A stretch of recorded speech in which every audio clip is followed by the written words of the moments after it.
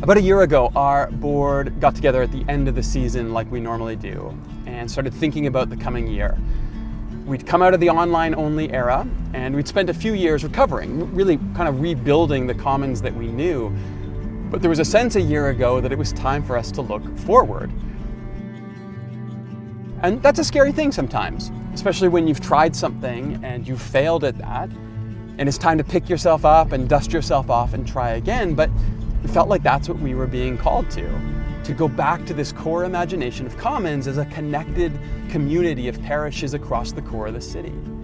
Well, that fall, I came into the office and in my inbox there was an email from someone I didn't recognize, but they were offering coffee, and so I took them up on it.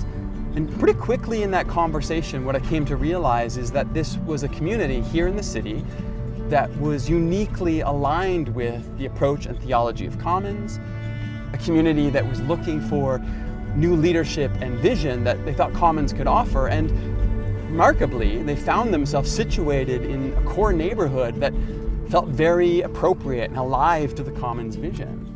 And so that conversation quickly turned into two and then more, and that spilled out into boards and membership votes. Lawyers and architects found their way into the conversation, and now we find ourselves on the verge of not just our next 10 years, but their next great adventure as well. And so this week, the members of Marda Loop Church have become members of Commons Church, and Commons Church has assumed control of an incredible property right in the heart of Marda Loop.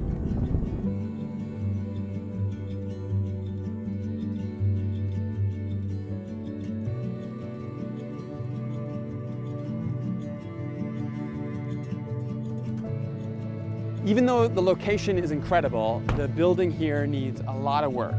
And so there's going to be congregational meetings and budgets and Gantt charts galore. But this opportunity to get to try this again is incredible. If you had told me that 10 years ago what we experienced in Kensington would be the highlight of my career, I would have said absolutely. But to get to do it all again in a second decade is just beautiful.